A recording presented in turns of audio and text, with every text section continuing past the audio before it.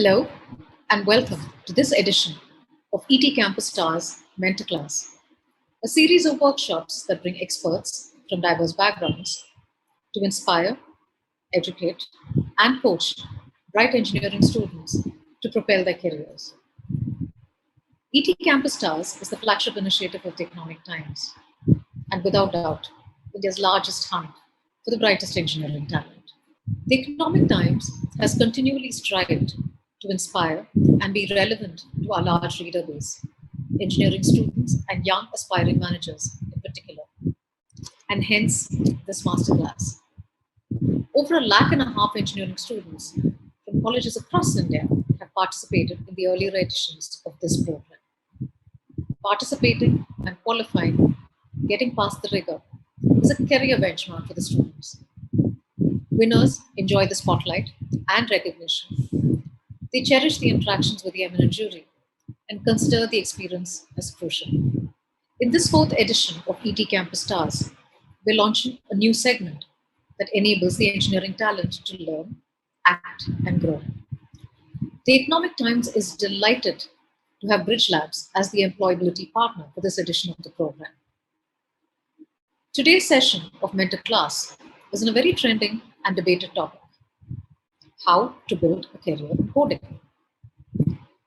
Joining us today for this session is Narayan Mahadevan. Narayan is a startup specialist and an entrepreneur with nearly 2 decades of experience. Narayan has been the CTO of multiple product companies and has extensive experience in product engineering and R&D. He's passionate about solving the tech employability challenges that plague the modern engineering sector. Narayan is also the founder of Bridge Lab Solutions, India's first and only marketplace for deep tech talent. Bridge Labs was also recognized recently as the most trusted brand of 2021 in the Ed Job Tech category by Teams Marksman. In this session, Narayan will address the potential in pursuing coding as a career, and can students from non-computer science backgrounds develop coding skills and aspire for a career in coding? And most importantly, what really are the job opportunities and salaries that one can hope for in this field? I now welcome Narayan Mahadevan to take us through the session. Hi, I'm Narayan. I'm the founder of Bridge Labs.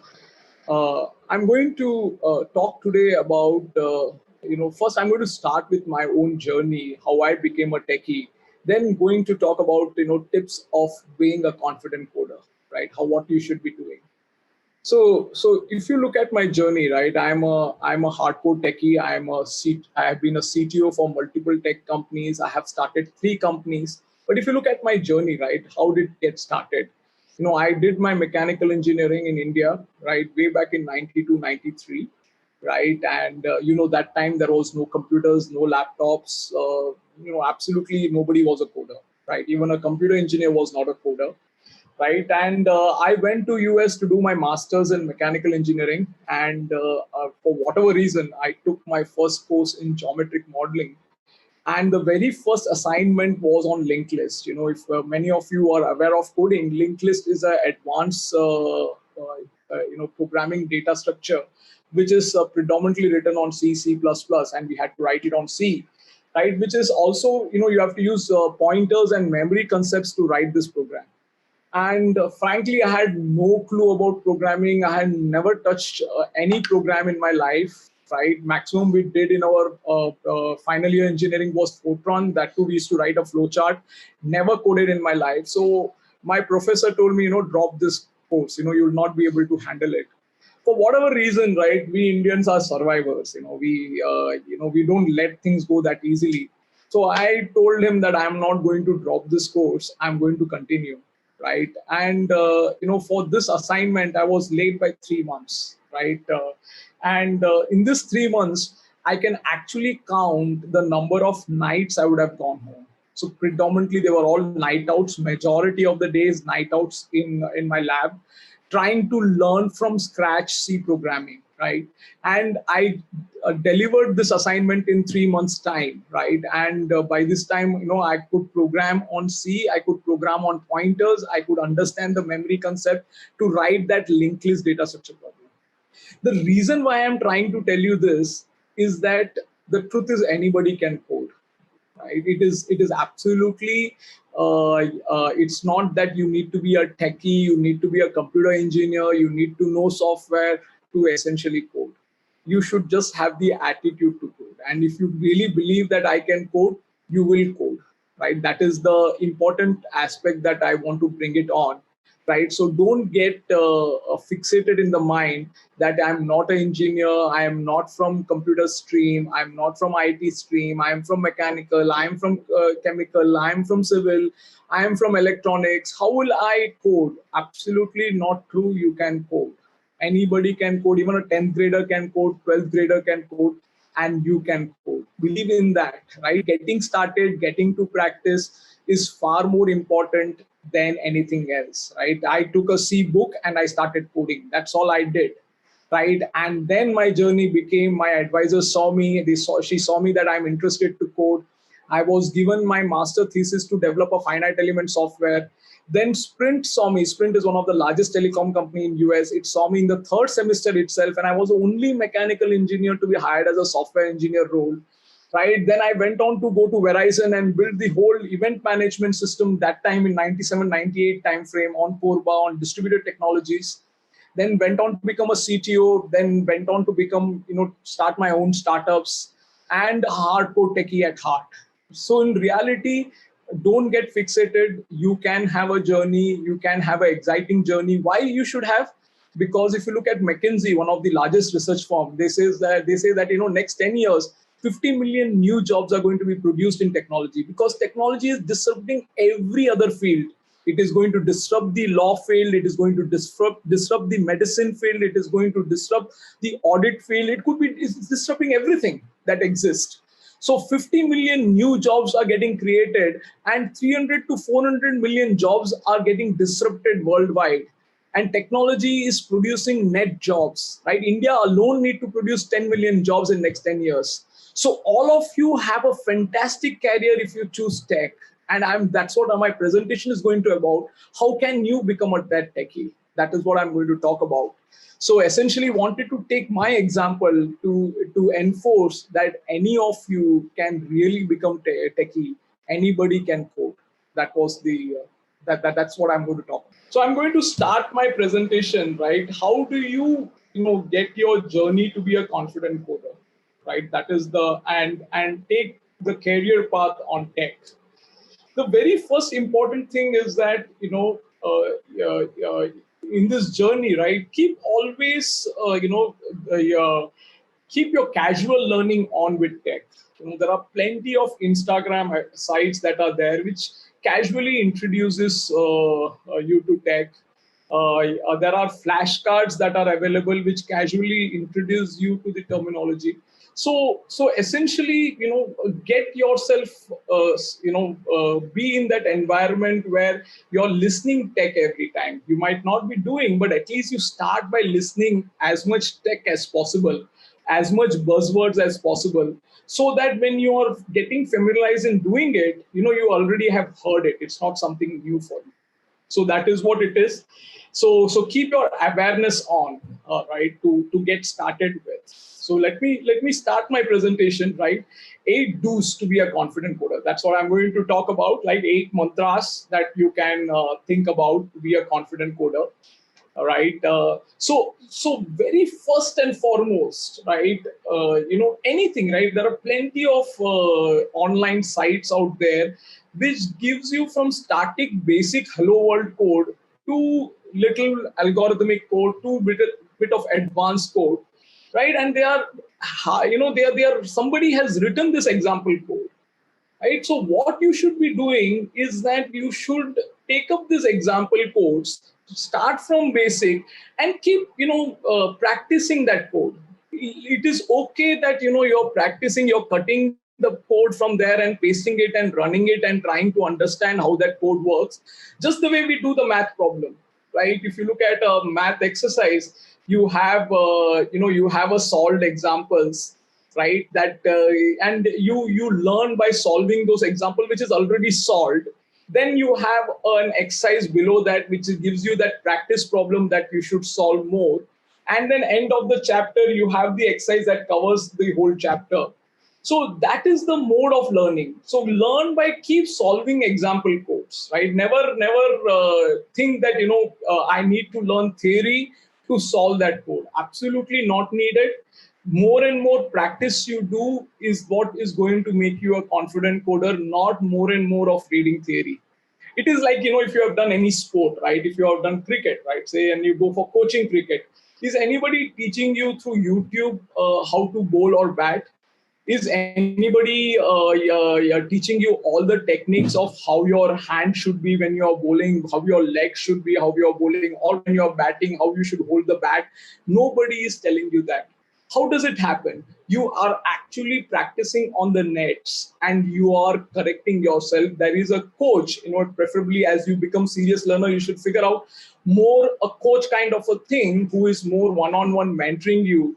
And in that process, constant correction is happening when you are practicing. So just like a sport, right, you learn by practice, coding should be also learned through practice only, not by any theory, not by learning any concept. By practice only, you will learn all those concepts. So keep a daily, if you want to be a techie, keep a daily discipline of 1 hour, 2 hours that you're just going to code. You're going to code something or the other, and you're going to learn through that. And if you keep that practice on, you will realize that slowly and slowly you're mastering this, right? So the next is that never marry any technology, because technology as such is changing every 2 year, 3 year. What I am doing today and what I am going to do 3 years from today, I will never know.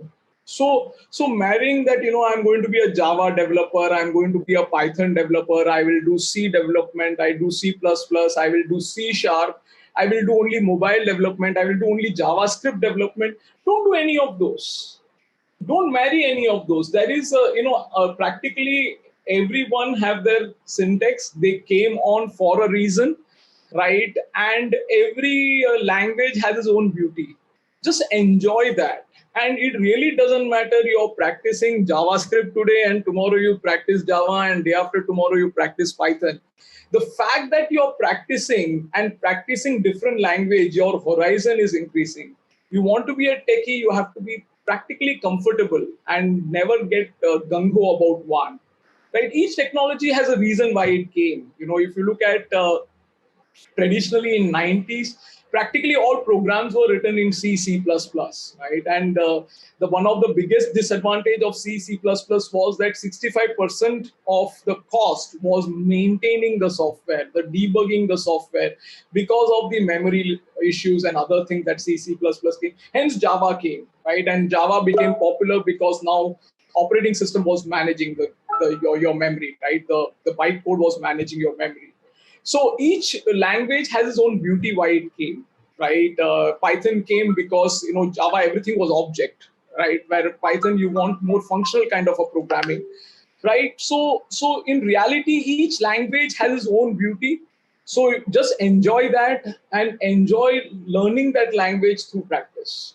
Don't ever think that I need to learn some theory before I practice. You don't need to do that, right? So that is most important.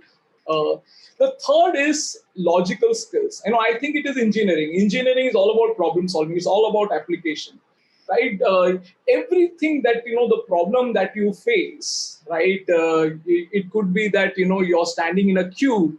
And imagine how would you solve it if you had to code it, right?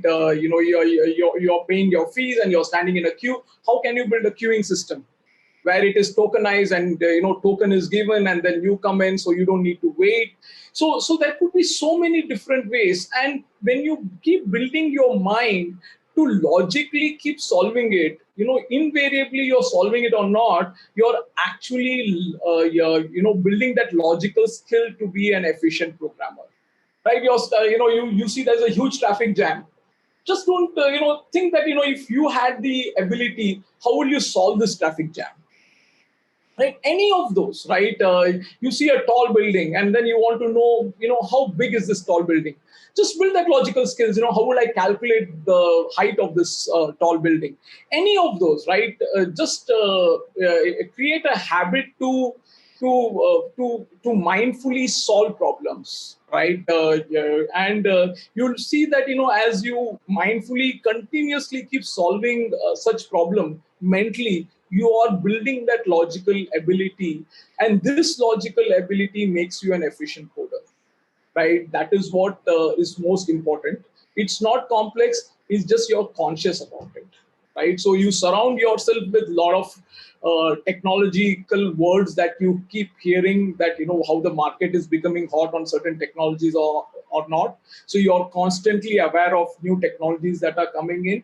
Parallelly, you're constantly being inquisitive of the problem that exists and how will I solve that problem, building that logical ability, right? And continuously keeping on a mode of your practicing some code or the other every day. All of this are helping you becoming a hardcore techie that is that you need to be. And I'll take up a slide later on and say what is the benefit of being a hardcore techie, right? So that is what it is. As I said, theoretical knowledge is not enough. Don't go by theory, right? If you want to do cycling, better cycle, right? Learn by cycling. Maybe you fall a couple of times, but there is no other way to do than learn by doing it. You want to swim, jump into the pool and start swimming. There is no YouTube, no theory can get you to that perfectness of jumping into it and doing it like a sport, right? Like if you want to learn cricket, you go into the nets and start practicing. Similarly, coding, right? As I started off with, right? Don't go beyond theoretical knowledge, theoretical concept. You will learn those as you solve problems. So don't you might feel comfortable by watching a video of somebody teaching you, but believe me that that is not going to give you any tool to be a confident coder.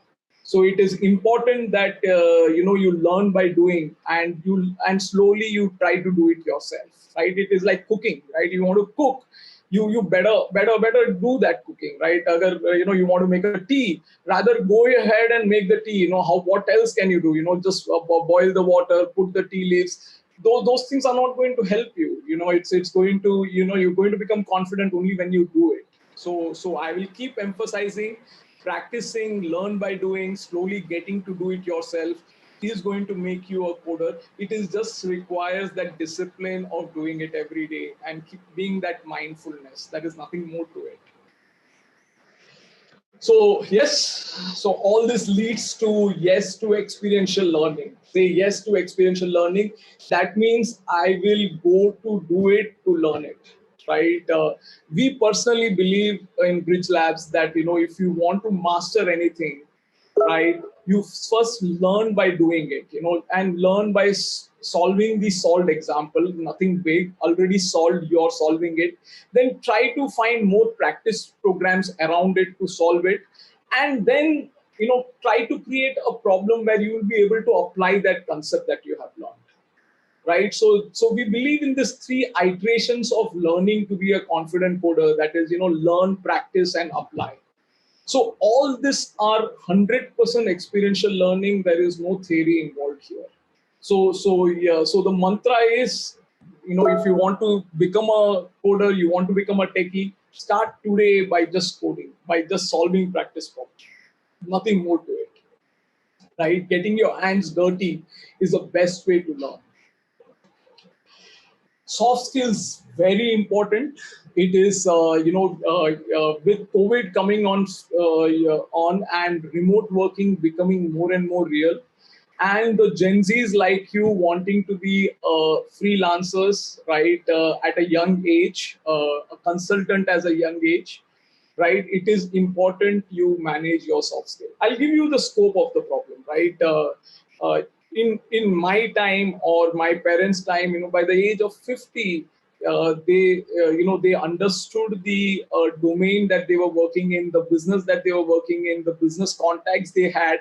They became a consultant, But Gen Zs today, people like you today, want to be at the age of 21, 22, be on your own, be that freelancer.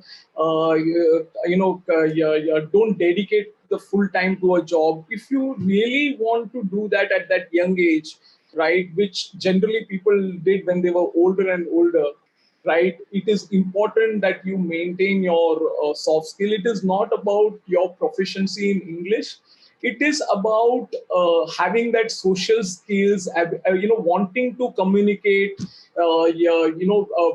developing that interpersonal skills where you try to understand the people that you're working with, have an openness to communicate, right? Never hesitate to hold on. Whatever is in your mind, you're able to talk to them just like you do to your friends. If you are able to become comfortable in this unknown environment, and remote working is pushing more and more, most of you would be attending classes remotely, right? You should practice that. How do we participate in the class? How do we be heard in the class? How do we can talk about, articulate what we want to tell in a class? All these are very much needed in a new age environment, where this is the core assumption that you have if you have to be a successful in any profession you do. No matter it is coding or any profession, you are able to be comfortable in that environment, have that peace of mind, to be able to articulate your views, are very critical. So you should practice in your class environment wherever you are. Try to open up, try to talk, try to communicate, try to ask questions, try to answer questions, try to articulate.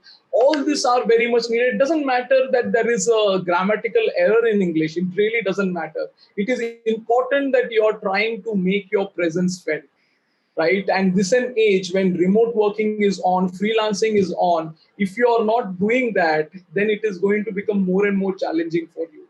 So I cannot stress enough on this point. And this point doesn't need any kind of skilling. You don't need to enroll into any program. It is just you're consciously being participative. That is all it is. If you can do that, you will realize that slowly you're developing that ability to interpersonal skills and express your views and be participative. So that is what it is. Start from today. This is going to help you in your career. Don't restrict yourself in a class where and not be participant. Start from today to be participant in the class, right? So the next is as I said, tech is changing every 2 year, 3 year, and it is a level playing field. Just because I have 30 years experience in tech, just because I have been heading technical companies, been a CTO for many technical, doesn't make me that I can be better off than you. It's a level playing field. Anybody who is just come from yesterday can achieve that technology skill and compete with people who are experienced, and that is happening really, right? That is what is happening. Just like you see in cricket, right? Rishabh Pant has now become the captain of Delhi Capital. Rishabh Pant is what, 23, 24 years old, right? In the same team, you have Steve Smith, you have Ashwin, you have Ajinkya Rahane, and yet, right, Rishabh Pant with this young age is becoming. So that means the level playing field. Your experience are not getting counted, right? So how do you make sure that you're relevant? You can make sure you're relevant and you can lead only when you continuously keep in your mind that you're going to learn. You're not going to ever stop learning, right? And learning is available everywhere. With internet, it is complete open resource. You really need not go. It is just you need to seek for it.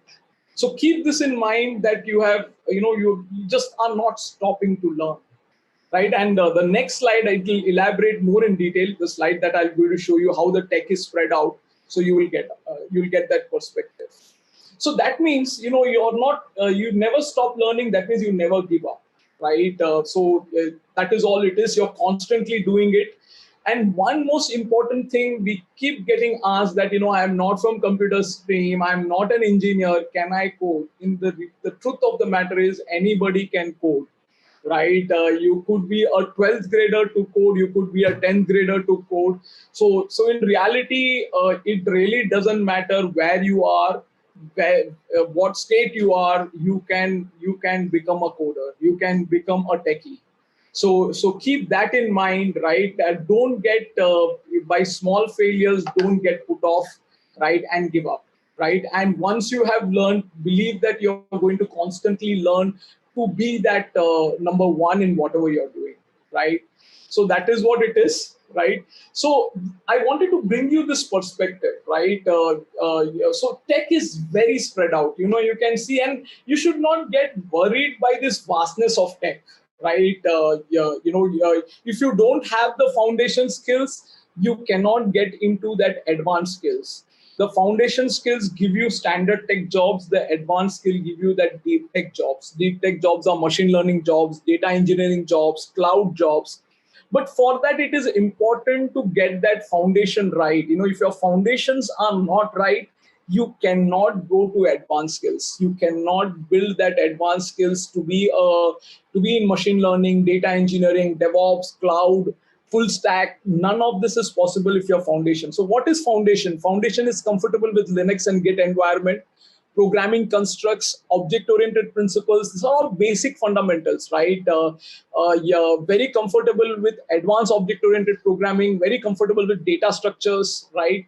Then comes the whole object principles, design principle, right? Solid principles, right? Object calisthenics, right? Or design patterns. These are all foundations that you need to have, or be comfortable in a distributed development. So this is giving you that what are the foundation skills you need to build.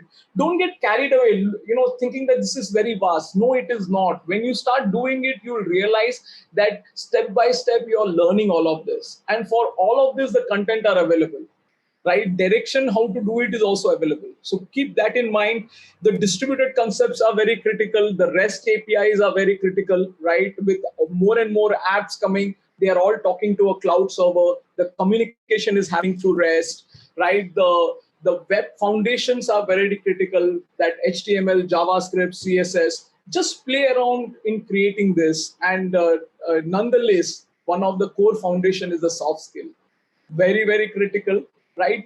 Now, more and more you acquire this, more and more you qualify to get into more and more advanced programming. But if you stop here, right, you get into a standard tech jobs, right? So your aspiration should be to get into higher and higher technology jobs, right? They are front end development or full stack development or cloud development or DevOps or mobility development or big data engineering or blockchain or machine learning, right? Or AI or IoT. There are so many of them you can develop if your foundation skills are developed nice. So wherever you are, whichever state you are in, no matter you have done your engineering or not, no matter you're in the first year, second year, or you're in fourth year, or you are passed out, you can start wherever you are.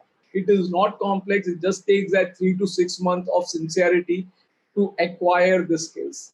It is not like music where you have to do for 8 years, 10 years to acquire that music capability, or even sport, right? You're doing for 6 years, 8 years. Anybody can code essentially means that you can acquire the skills in 3 to 6 months time. Just you need to be having that sincerity to do it. So that is what it is. And the vastness shows also that you need to be continuous learner, because nobody can grasp in that 3 to 6 months this whole field, right? So you're going to constantly learn, constantly acquire, constantly have that attitude to learn, to actually become greater and greater techie, right? So that is what it is. Uh, so that is an advantage to be in deep tech, right? There is an advantage to have a deep tech job. You can see how the salary increases are happening versus a standard tech jobs. The growth in salaries, over a 5 year, if you measure, that it is anywhere from 2.5 to maximum 6 lakhs, 7 lakhs you will earn. Whereas if you get into higher and higher technology, deep technology, cloud jobs, DevOps jobs, machine learning jobs, data engineering jobs, full stack jobs, you are getting into be a higher and higher techie, right? And there your salaries also go up exponentially. It goes up from 4 to 18 to 24 to 30. There is no limit on the salary. This is an average curve that is being plotted. right? The higher sides are unlimited. So it is more important that you start today and build that foundation to go into advanced tech, because you are making your career more and more relevant. And just an average plot over 5 years, right? When if somebody who is in advanced tech, right, you can see that they can earn anywhere between 50 to 60 lakhs, whereas the people who are in basic technology would earn around 20 lakhs. So huge differential. So it is important you start today, aspire to get into more and more tech, because you're making sure your career is getting better and better, right? So I'm just, these are questions that are constantly asked to me that I'm going to answer, right? And typically, there are a lot of freshers who work with us and keep asking this question, right? How do I get into coding, right? There is the most simplest way, right? Whichever language, choose one language. It could be Java, it could be Python, it could be C, it could be any.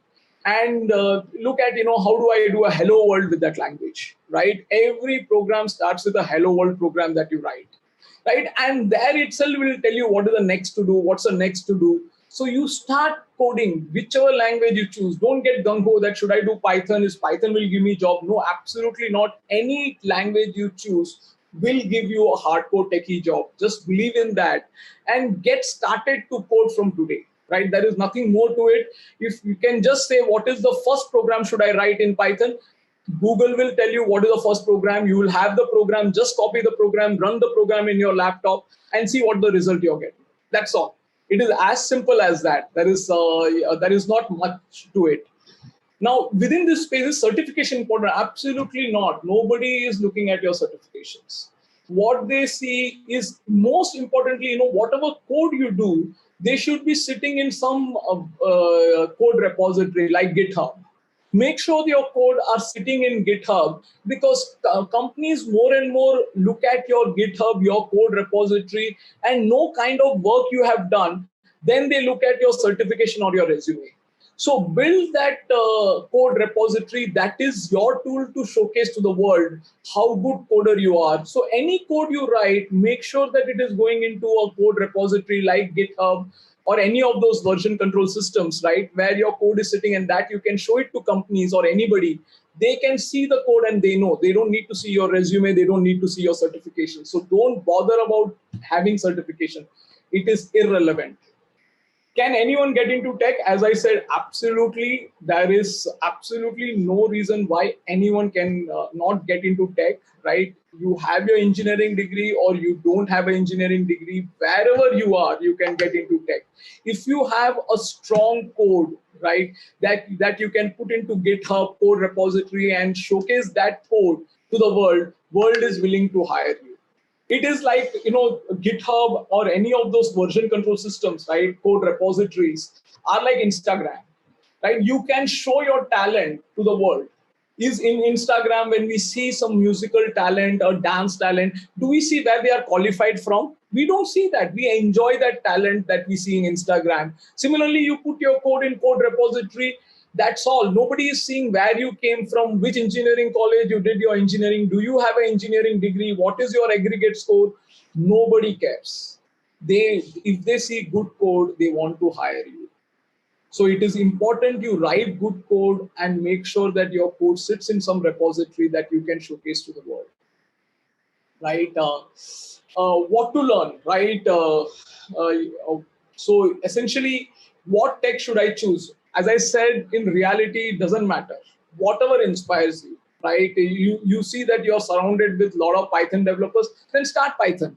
If you see a lot of people that who surround you are Java developers, then start with Java. Really doesn't matter. You can move from Java to Python, Python to Java, or to C++, or to JavaScript. You can move between these languages. Absolutely no problem. See that the environment that you are is supporting you in the learning that you want to do. So choose the tech that is support the environment supports you, right? So is specialization in tech important for my career? Any specialization is fine. You can be a good Java developer and still build a good tech career. So in reality, the technology, the frameworks, the languages really do not matter.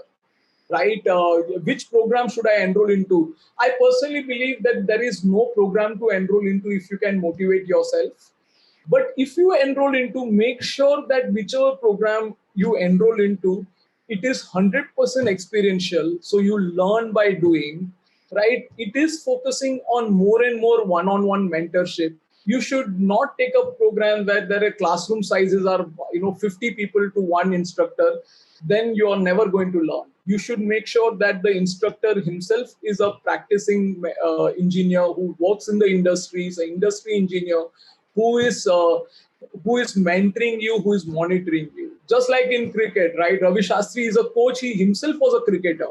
Hence, he is a coach. Hence, he can do that correctness. So it is important that you are getting that industry mentor to mentor you, to see your code, to give you that guidance. Otherwise, enrolling into a program which is predominantly a video that is being played or some instructor training, all these are never going to help you to learn.